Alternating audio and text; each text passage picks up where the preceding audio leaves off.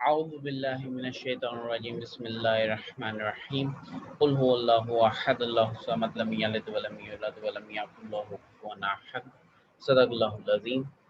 Dear students, assalamu alaikum. Today we are going to continue our session on bonds. Bonds were the long term notes payable basically and interest bearing notes payable.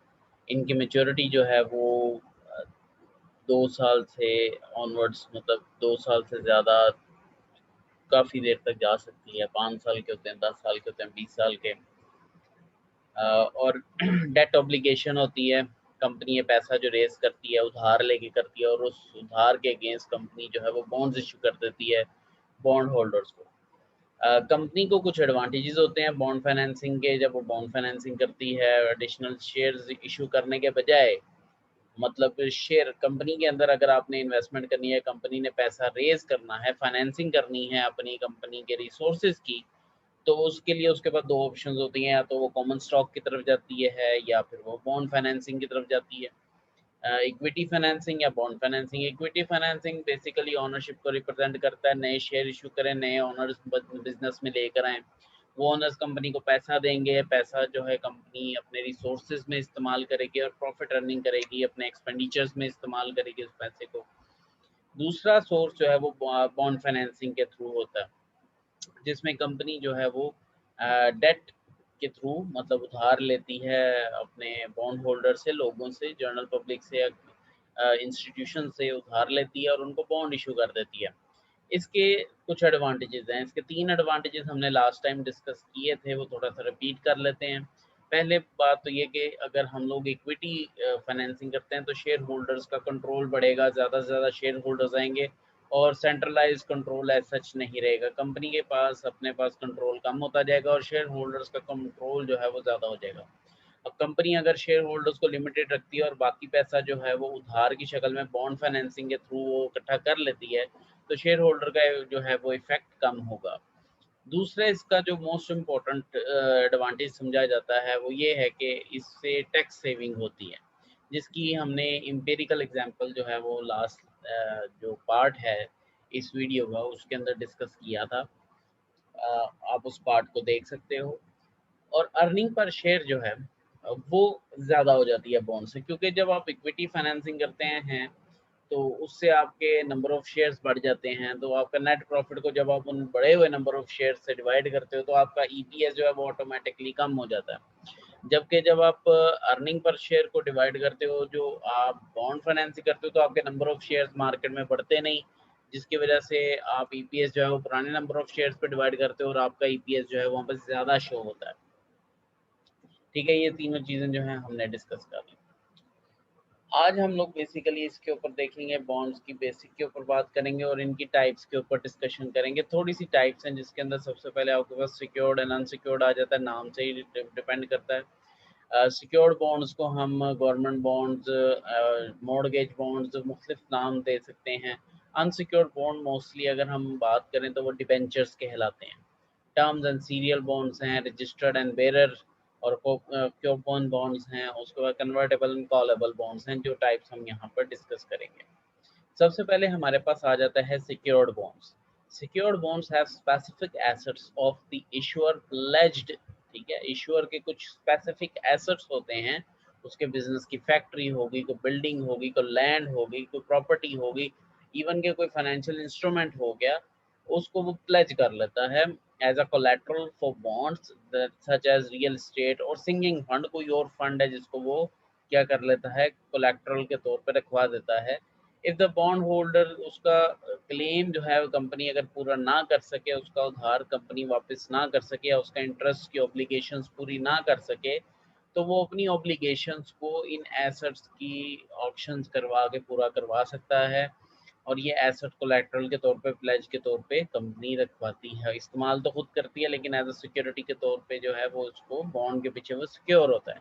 ऐसे bonds जो हैं वो क्या होती हैं, secured होते हैं. इसके अगेंस्ट आ जाते हैं अनसिक्योर्ड बॉन्ड्स, जिनको डिबेंचर्स भी कहा जाता है. ये सिर्फ कंपनी की या इशूअर की क्रेडिट वर्दिनेस के ऊपर जो है वो इशू किए जाते हैं. मतलब issued against the general credit of the borrower. सिर्फ इसके अंदर जो है कोई ऐसा एसेट कोलैटरल के तौर पे नहीं होता, सिर्फ ईश्वर की क्रेडिट वर्दीनेस देखी जाती है कि ईश्वर कितना स्ट्रॉन्ग है, जो कंपनी है वो कितनी स्ट्रॉन्ग है, उस बेस के ऊपर डिसाइड किया जाता है। और फिर लोग जो है वो पैसा दे के वो डिबेंचर्स या अनसिक्योर्ड बॉन्ड्स को ले लेते हैं। ठीक है, कोई एसेट इसके अगेंस्ट जो है as a collateral, the basic difference is there is no asset as a collateral. Then there are terms bonds. So in a term bond आपने जो फेस वैल्यू है, जो फेस अमाउंट है, जो मेच्योरिटी, हमने बॉन्ड की एक साख्त को आप समझ लें पहले। बॉन्ड एक फेस वैल्यू पे दिया जाता है, मतलब एक उसकी फेस वैल्यू की पार वैल्यू होती है, मतलब 1000 का उसने दिया। अब 1000 उसकी वैल्यू है बॉन्ड की, उसके ऊपर कूपन इंटरेस्ट रेट लगता है जो हर 6 माह बाद या हर साल जो है वो इंटरेस्ट पे किया जाता है बॉन्ड होल्डर को। जो मेच्योरिटी जो उसने बॉन्ड होल्डर ने 1000 एक बॉन्ड लेकर 1000 जो कंपनी को दिया या इश्यूअर को उसने दिया है, वो 1000 उसको एक टर्म के बाद मिलना है। ठीक है, वो एक टर्म जो डिसाइड है लाइक 10 साल, 1000 उसे 10 साल बाद मिलना है और बीच में उसे इंटरेस्ट मिलता जाएगा, या 20 साल बाद मिलना है। तो वो इंटरेस्ट उसको जो अमाउंट है वो एक टर्म के बाद मिले, उसे टर्म बॉन्ड कहते हैं। और इसमें जो है जो अमाउंट है, the principal amount are due for payment mature at the single specific future date, which means अगर ये आपके पास टाइम पीरियड दिया हुआ है, ये 4 साल दिया हुआ है, तो 4 साल के एंड पे जाके एक बार आपको जो है वो प्रिंसिपल अमाउंट वापस मिलनी है। ठीक है, ये आपके पास आ जाते हैं टर्म बॉन्ड्स आ जाते हैं। उसके बाद आपके पास एक आ जाती है type serial bonds. Now the serial bonds are different. ठीक है, इनको सिंकिंग फंड भी कहा जाता है। मोस्टली सीरियल बॉन्ड्स जो है इनकी मेच्योरिटी जो है वो with the passage of time कम होती जाती है। मेच्योर इन इंस्टॉलमेंट्स, इंस्टॉलमेंट्स में आपने लोन अमोर्टाइजेशन का स्केड्यूल, लीजिंग कॉन्ट्रैक्ट का जो है आप एग्जांपल इसमें लेकर आ सकते हो। जो कार लीजिंग होती है, कार लीजिंग में जो हम इंस्टॉलमेंट पे करते हैं, उस इंस्टॉलमेंट के दो पार्ट होते हैं। एक तो उसके अंदर गाड़ी की अपनी कीमत होती है, प्लस उसके साथ उसका इंटरेस्ट होता है जो हम बैंक को पे करते हैं। बैंक से अगर हम गाड़ी लेते हैं, बैंक हमारे बिहाफ पे गाड़ी खरीदता है 20 लाख की, और हमें वो गाड़ी दे देता है। अब बैंक को हमने 20 लाख तो वापस करना है, लेकिन किस्तों पे वापस करना है। साथ बैंक हमें इंटरेस्ट भी चार्ज कर देता है, मतलब 20 लाख की गाड़ी है तो हमें 8 लाख जो है या 10 लाख वो इंटरेस्ट चार्ज कर, तो 20 लाख तो हमारा प्रिंसिपल अमाउंट है जो हमने 10 सालों में बैंक को वापस करनी है। और साथ में उसका जो है वो हमारे पास 10 लाख रुपए का इंटरेस्ट है। अब ये हर साल जो हम पे करेंगे इंस्टॉलमेंट, उसमें कुछ पोर्शन जो है वो इंटरेस्ट का होगा और कुछ पोर्शन जो है वो क्या होगा, आपकी गाड़ी की प्रिंसिपल अमाउंट का होगा। तो ये आपका एक किस्म की इसकी एग्जांपल यहाँ पे आ जाती है। तो मेच्योरिटी जो इसके आपके मेच्योर वैल्यू है, जो फेयर वैल्यू है, जो उसकी पार वैल्यू है, जैसे बॉन्ड अगर 1000 में है तो हर साल हम कंपनी जो है 1000 का 100 वापस करती जा रही है और साथ इंटरेस्ट भी पे करती जा रही है, और 10 साल बाद जो 100 वापस करके उसने 1000 वापस कर दिया। अगर वो एक ही दफ़ा 1000 10 साल बाद वापस करे तो वो टर्म बॉन्ड कहलाएगा, अगर वो जो है वो किस्तों पे वापस करे तो वो सीरियल बॉन्ड कहलाएगा। ये आप देख सकते हैं यहाँ पे हर साल में उसने कुछ ना कुछ पोर्शन जो है वो बॉर्बर को वापस करता जा रहा है। इस तरह के बॉन्ड्स भी हमारे पास होते हैं। Registered and bearer bonds. ना रजिस्टर्ड बॉन्ड्स आपके जो प्राइस बॉन्ड्स हैं, this is the prime example of bearer bonds. ठीक है, बेरर बॉन्ड्स और रजिस्टर्ड बॉन्ड्स में ये फर्क है। रजिस्टर्ड बॉन्ड जो हैं वो इश्यूअर के नाम, ओनर के नाम पे इशू किया जाता है। मतलब ये बॉन्ड्स लेके अगर वो मार्केट में जाता है या कहीं पर भी बेचने जाता है तो वो बेच नहीं सकता, क्योंकि उसके नाम पर है, वो उसे किसी और के नाम पर उसे ट्रांसफर करना पड़ेगा। ठीक है, वो नाम पर इशू होते हैं और वो ही बंदा उसको जो है वो कैश करवा सकता है, उसको सेल कर सकता है, और कोई बंदा नहीं कर सकता। तो ये नाम पर इशू होते हैं। जबकि बेरर बॉन्ड्स ऐसे बॉन्ड्स होते हैं जो अनरजिस्टर्ड होते हैं, इनके ये जिसके पास भी होंगे वो उसकी मलकियत में होंगे। फॉर एग्जांपल प्राइस बॉन्ड है, आप जा रहे हैं, आपके प्राइस बॉन्ड 25,000 के प्राइस बॉन्ड कहीं गिर गए, अब जिसने वो उठा लिए वो उसके प्राइस बॉन्ड है, वो आपको वापस। अब हम प्राइस बॉन्ड्स को एज अ कैश भी सम टाइम यूज़ कर लेते हैं। मतलब अगर किसी सप्लायर से कुछ सामान खरीदा है तो आप उसको कैश दें और थोड़े प्राइस बॉन्ड पे दे दें, वो सेटिस्फाई हो जाएगा। ठीक है, now they are when the bearer bonds are vanishing from the market. उसकी वजह जो है वो आपकी ये है कि ज़्यादा से ज़्यादा जो आपकी ब्लैक मनी और वाइट मनी के केसेस हैं वो यहाँ पर ज़्यादा रिपोर्ट हो रहे थे। तो ये सारी चीज़ें जो हैं वो साथ-साथ चलती रहती हैं। बेयरर बॉन्ड जो हैं वो डिस्करेज किए जा रहे हैं हमारी पाकिस्तानी मार्केट में अब, और रजिस्टर्ड बॉन्ड्स को जो है वो उसकी नई पॉलिसी जो है वो होगी। तो रजिस्टर्ड बॉन्ड्स, अब ये सिर्फ प्राइस बॉन्ड्स की बात कर रहा हूँ। वैसे अगर बॉन्ड के देखें तो बॉन्ड में भी 2 टाइप्स आते हैं, एक तो बेयरर बॉन्ड्स आ जाते हैं और रजिस्टर्ड बॉन्ड आ जाता है। प्राइस बॉन्ड इज़ नॉट, हम उसको ये नहीं कह सकते वो लॉन्ग टर्म सिक्योरिटी है। अगर स्पेसिफिक बॉन्ड्स की बात करें तो बॉन्ड्स जो हैं long term notes notes payable होते हैं, इंटरेस्ट बेरिंग नोट्स पेबल होते हैं। प्राइस बॉन्ड्स के ऊपर इंटरेस्ट कोई नहीं होता। देयर आर सेपरेट टाइप्स, ये कोई और कोई इसको हम इस इन बॉन्ड्स के अंदर कंसीडर नहीं करेंगे। ये सिर्फ मैं आपको एग्जांपल के तौर पे यहाँ पर बता रहा हूँ, प्राइस बॉन्ड की एग्जांपल दे रहा हूँ, क्योंकि हम डेली लाइफ में हर हाउस होल्ड के अंदर प्राइस बॉन्ड जो है वो कैरी किए जाते हैं। सिर्फ एग्जांपल है, वैसे जो बॉन्ड्स हम कर रहे हैं these are the separate types of bonds जो कंपनी डेट फाइनेंसिंग के लिए इस्तेमाल करती है, और नोट्स पेबल होते हैं, लॉन्ग टर्म होते हैं, इंटरेस्ट बेरिंग होते हैं। इसके ऊपर कंपनी इंटरेस्ट पे करती है with specific interval for the specific time period, और उस टाइम पीरियड के बाद वो मेच्योर वैल्यू मतलब फेस वैल्यू भी पे कर देती है वापस। Now there are certain types of bond like convertible bonds and callable bonds. A convertible bond वो हम अगर लेट से इसमें ये फीचर शामिल हो जाता है कि आप थोड़े अरसे बाद जो बॉन्ड होल्डर है वो अपने आप को कन्वर्ट करा सकता है शेयर होल्डर में। मतलब bonds are convertible into stocks, और बॉन्ड होल्डर को ये ऑप्शन दी जाती है कि आप अगर अपने बॉन्ड्स को कन्वर्ट कराना चाहो शेयर्स के अंदर तो आप करवा सकते हो। मतलब आप बॉन्ड होल्डर से अगर कंपनी के ओनर बनना चाहते हो तो आप बन सकते हो कंपनी के ओनर। तो ये डिपेंड करता है कि आपने कन्वर्ट करवाना है अपना बॉन्ड, कन्वर्टेबल है तो आप उसको कन्वर्ट करा लें। कॉलेबल बॉन्ड्स जो हैं ऑन द अदर हैंड ये कंपनी की ऑप्शन होती है। कंपनी जो है मेच्योरिटी से पहले पहले, मतलब 10 साल का बॉन्ड था, कंपनी उससे पहले पहले बॉन्ड को कॉल कर लेती है और उसको रीपरचेज कर लेती है। मतलब कंपनी जो है वो बॉन्ड को रिटायर कर देती है टाइम से पहले पहले, मेच्योरिटी से पहले पहले। तो वो कॉलेबल बॉन्ड्स होते हैं। और कॉलेबल बॉन्ड जो है एक ऑप्शन है, ये मैंडेटरी नहीं है, एक ऑप्शन है कि कंपनी कॉलेबल बॉन्ड्स को जो है वो इंडेंचर में डाल दे या ना डाले। इंडेंचर के बारे में मैं अभी आपको बताता हूँ इंडेंचर क्या होता है। तो these are the callable bonds, ठीक है। तो हमने कुछ टाइप्स किए हैं यहाँ पर, मतलब बेसिक टाइप्स हैं secure bonds, secure bond which are secured by the आपके रियल एस्टेट से सिक्योर्ड होते हैं। Unsecured debentures of bonds which are not secured by any assets. Then term bonds, in there your amount is paid at maturity, मतलब principal amount of the bond, the face value of the bond is paid at the maturity date. And serial bonds, when your face value और your principal amount, जब आप किसी asset principal amount जो है वो किस्तों पे जो है वो installments में mature हो, these bonds mature in installments, not at once but in installments. Registered bonds, they are registered in the name of the owner. Unbearer bonds are not registered, ये किसी का नाम नहीं होता इसके ऊपर, जो इसको पोजेस करता है वो इसका मालिक होता है। Convertible bonds are convertible into stocks, but it is the option of the bondholder. Bondholder को ये option दी जाती है कि वो अपने bonds को share में convert करा ले after some specific time period. Or there may be another condition for the convertibility, which may be provided in the bond indenture. Callable bonds, which are retired early by the issuing company at issuing company's option. Bond contract, जिसको हम bond indenture भी कहते हैं, ये contract होता है between issuer and the lender, मतलब between the borrower and the lender, ठीक है। बोरोवर जो है वो इशूअर होता है जो इशू करता है बॉन्ड्स और उसके अगेंस्ट वो फंड इकट्ठा करता है।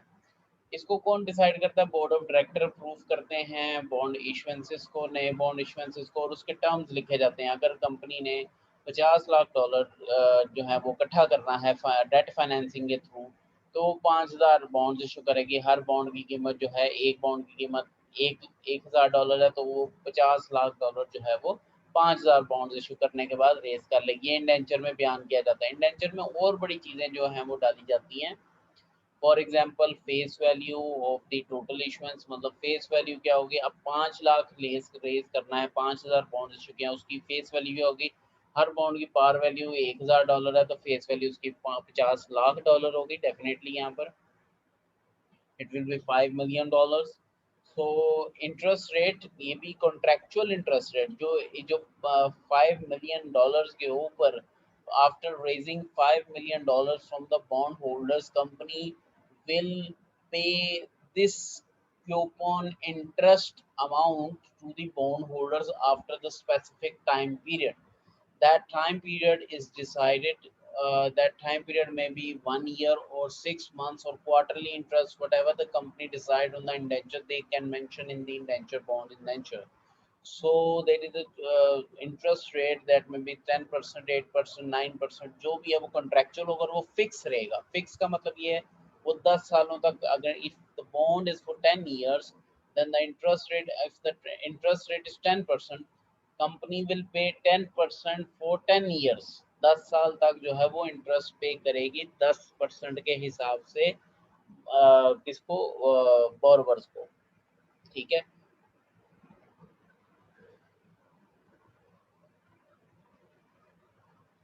And then the most common point in a bond indenture is the term of the bond, life of the bond. 3 years, 3 सालों का बॉन्ड है, 5 सालों का बॉन्ड है, के 7 सालों का बॉन्ड है. ये सारी चीजें जो हैं बॉन्ड इंडेंचर के अंदर या कॉन्ट्रैक्ट के अंदर बताई जाती हैं. मोस्ट इम्पोर्टेंटली ये चीजें बताई जाती हैं.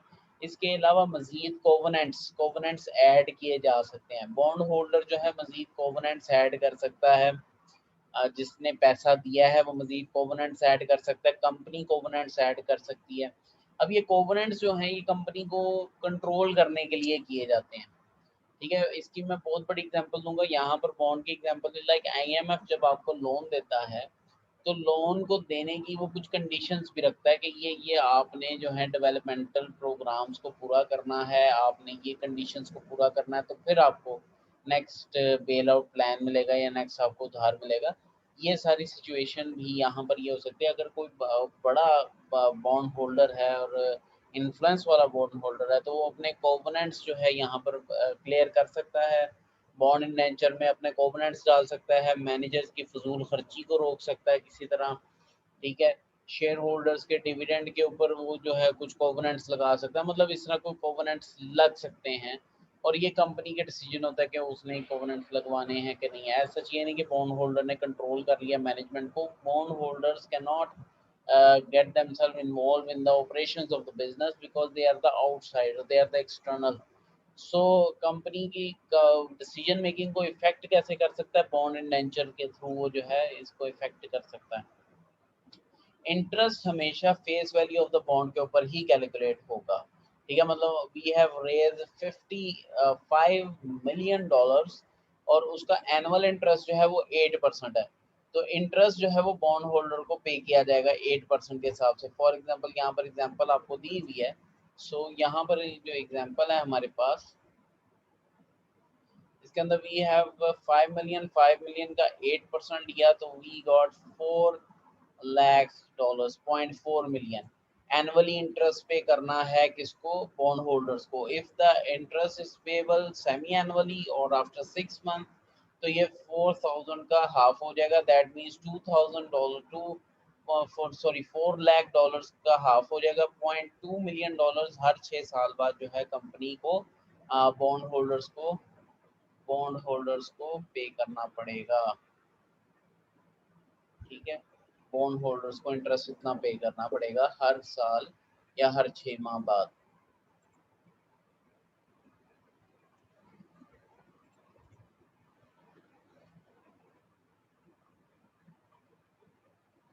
So we discussed the basic structure of bond at the start of this session.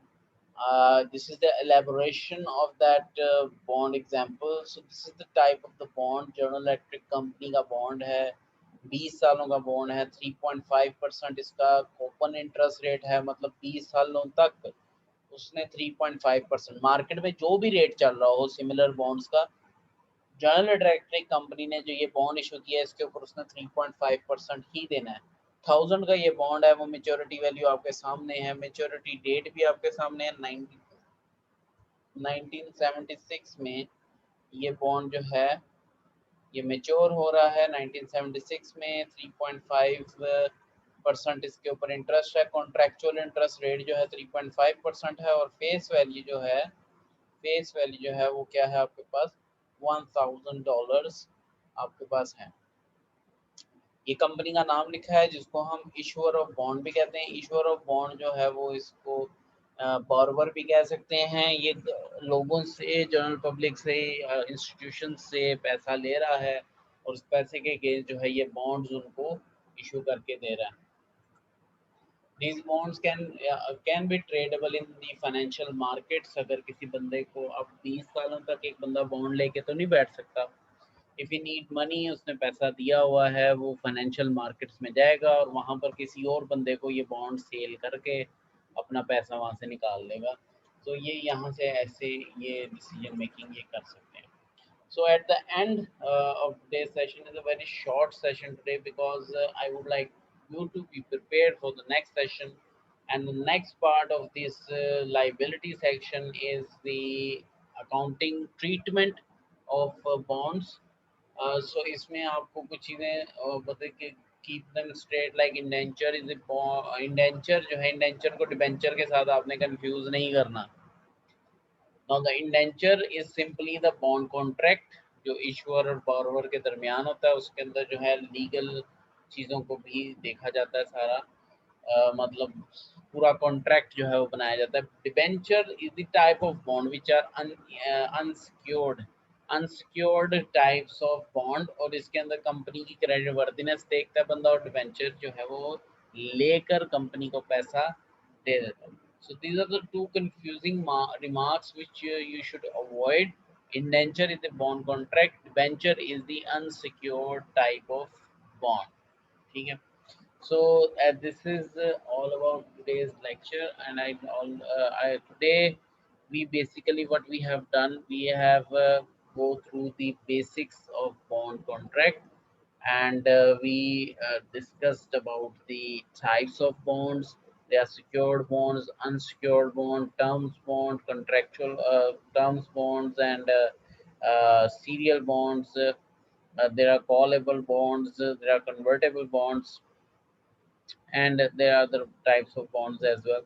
So we need to understand these various types of bonds, and we need to we have studied some basic bond features, so that when we are doing the accounting treatment of bonds, because bond जो है वो 1000 पे ही नहीं issue किए जाते, some time discount भी देना पड़ता है और सम टाइम प्रीमियम भी देना पड़ता है।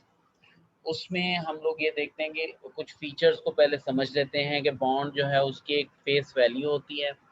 वो फेस वैल्यू मोस्टली हम $1000 रखते हैं बॉन्ड की। उसके बाद उसके एक कॉन्ट्रेक्चुअल इंटरेस्ट रेट होता है, जिसकी बेस के ऊपर हर साल का या हर 6 माह का कूपन इंटरेस्ट रेट निकलता है, जो हमारा कैश इनफ्लो होता है। अगर मैं बॉन्ड होल्डर हूँ तो मेरा कैश इनफ्लो होता है। शुरू में मेरा कैश आउटफ्लो हो गया, और हर साल जो है मेरा क्या होगा, कैश इनफ्लो होगा। ओपन इंटरेस्ट से हम इसको निकालते हैं। उसके बाद टर्म्स ऑफ बॉन्ड, मतलब कितने सालों का है, 10 सालों का, 5 सालों का, 20 सालों का, 30 सालों का, जितने सालों का ये बॉन्ड है वो वहाँ पे मेंशन होता है। Last thing is there is that if the bond is bond indenture, तो हमने बेसिक्स की बॉन्ड इंडेंचर, बॉन्ड कॉन्ट्रैक्ट के बारे में बात की, and we talked about the debentures, जो सॉरी डिबेंचर्स भी होते हैं जो अनसिक्योर्ड बॉन्ड्स होते हैं, इनके बारे में हमने बात की, और उसकी कुछ बेसिक्स को हमने देखा बॉन्ड की कि क्या बेसिक्स होती हैं इसकी। ठीक है, और इसके स्ट्रक्चर के बारे में बात की, बॉन्ड इंडेंचर के बारे में हमने यहाँ पर बात की। ठीक है, लास्टली, और हाँ, रजिस्टर्ड बॉन्ड और बेरर बॉन्ड तो रह ही गए। रजिस्टर्ड बॉन्ड जो नाम पे इशू होते हैं ऑनर के, और बेरर बॉन्ड जो है वो अनरजिस्टर्ड होते हैं, कोई भी उनको लेकर बॉन्ड जो है मार्केट में सेल कर सकता है या अपने इस्तेमाल में ला सकता है। ठीक है, थैंक यू वेरी मच, फी मान अल्लाह।